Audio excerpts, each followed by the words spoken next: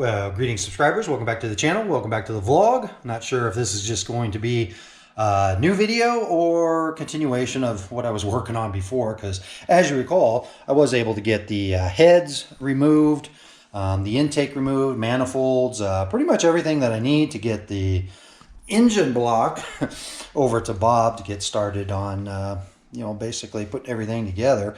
But I ran into a little snag. I was going to head out there, drop everything off, but yeah, I had to end up replacing the catalytic converters on the Xterra. Yeah, both front and back. So car wasn't going over 2,500 RPMs. Yeah, I think the passenger one was so filled with crap. But in the meantime, I was able to actually meet Steve Wan, Mr. 413, in person out at the Las Vegas Speedway, and he brought me an extra 440SIXPACK harmonic balancer, and those things are getting very difficult to find online, so I jumped at the opportunity and actually ended up getting that and a box of some other parts, as well, all for less than what I bought the other balancer for. So these are some actual 440SIXPACK rods, some original flat top pistons, which I'm not going to be using and probably not using any of it, but like I said, the price was right, and it was nice to meet him in person. And it's a funny thing, I've now met like pretty much all of Bob's friends, I think. So again, as you know, I've got all of this stuff ready to go, and I've got the engine block, sitting here along with some other parts. So hopefully we'll get that going here soon. But in the meantime, yeah, I wasn't going to work on some other stuff on the vehicle, but it's not too bad. I mean, it's a little windy today, but I really wanted, yeah. Yeah, it's a little windy today. I really wanted to get under here and start working on pulling some extra parts. So as you recall, I was talking about getting this cross member off, so just started pulling that out so I can drop this oil pan. Not that I really care about what's inside, but I do need the oil pan, and I do need to get the stuff off the front of the motor too, because I basically want Bob to have everything that he needs. So I'm going to pull the starter and this oil pan and pull all the other accessories off the front of the engine. Probably pull the radiator out, and then I can, get the water pump housing, the water pump, distributor, all that other stuff all boxed up and ready to go. Plus, Bob's going to be out here for Mecum.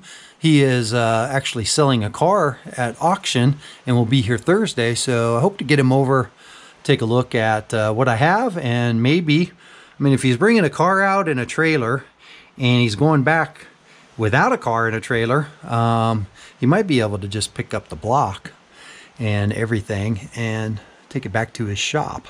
That would definitely save me a little bit of time and trouble. And yeah, I've got other stuff all scattered around. So yeah, there's the valve covers, rockers, so on and so forth.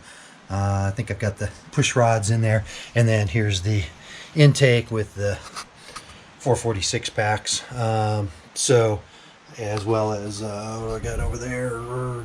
Yeah. So it's a mess. It's a tight fit, but we're getting to it. So just, day at a time, we'll get everything going and get the engine, fixed and repaired, and then kind of take it from there. So just stay tuned. Okay. Yeah. Later. All right. So I was finally able to break this loose. Yeah. And this has been off before, so I was kind of surprised it was on as tight as it was. And I'm also glad that I have this little kit, because yeah, Harbor Freight special, but man, sure made it easy. So the next thing that I was doing was going to get to the front part up here to get at the bolts on the oil pan, and just to reiterate my frustration on all things is, yeah, so I've done that first one and the second one. Here's the third one. And just want you to see, look, it's not even bolted down. And remember I said before, either is this. So I had said before that the oil pan was leaking, and yeah, it's because pretty much, yeah, a lot of the stuff that's supposed to be tight is loose, and all the stuff that's supposed to be loose is tight. So I got to go back through now. Probably why I'm getting all this these drips on the transmission too. I got to check all this stuff. Everything that I know somebody was on. So let me just check the rest of these. Yeah, look, I haven't even touched these.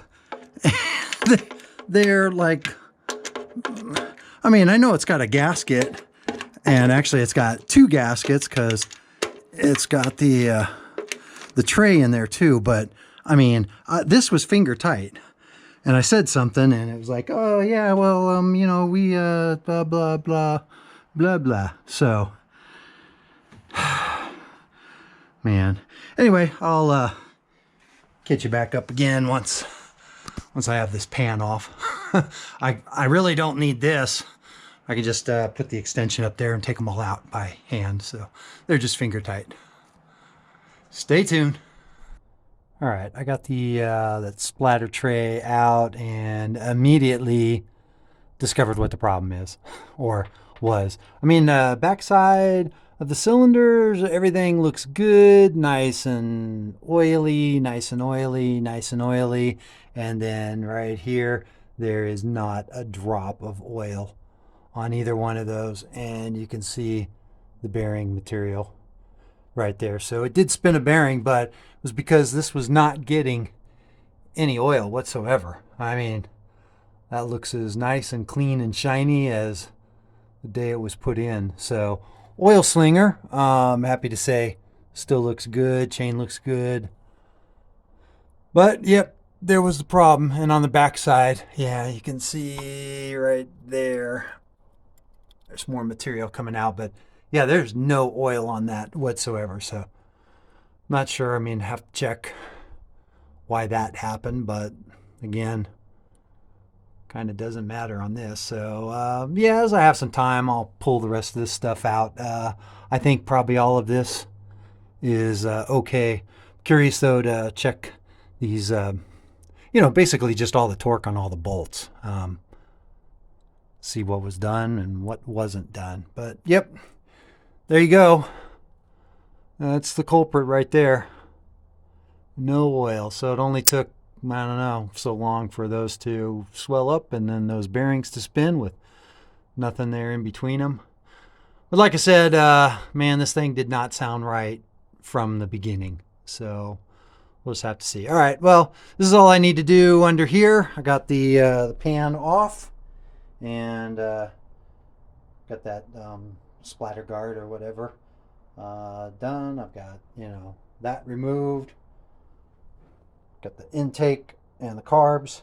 Got all the other stuff in the house. So yeah, we'll be able to maybe meet up with Bob and get him everything later this week. So as always, stay tuned. Yeah, I just pulled this out of the oil pan that came off of that those cylinders too. So yeah, there you go.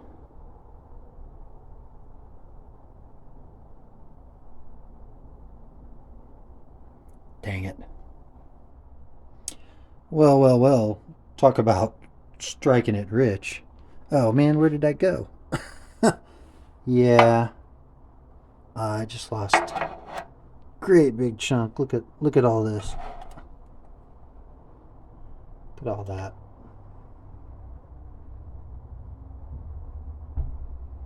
Yeah.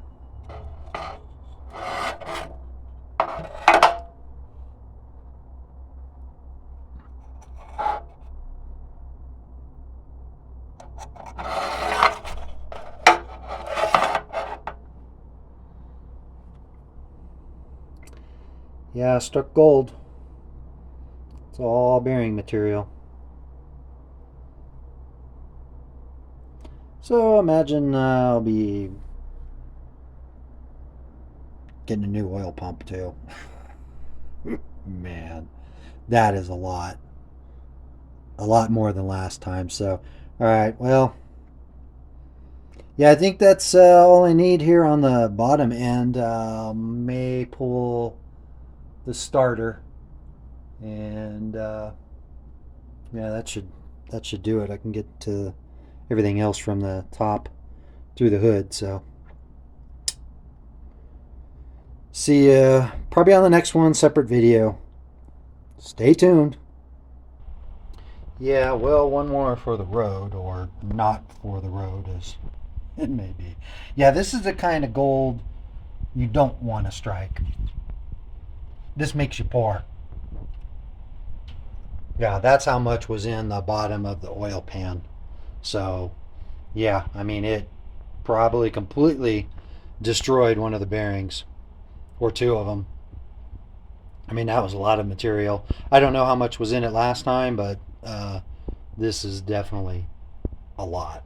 So, all right, well, I'm going to clean up and then hit Monday Night Football. So, see you on the next one.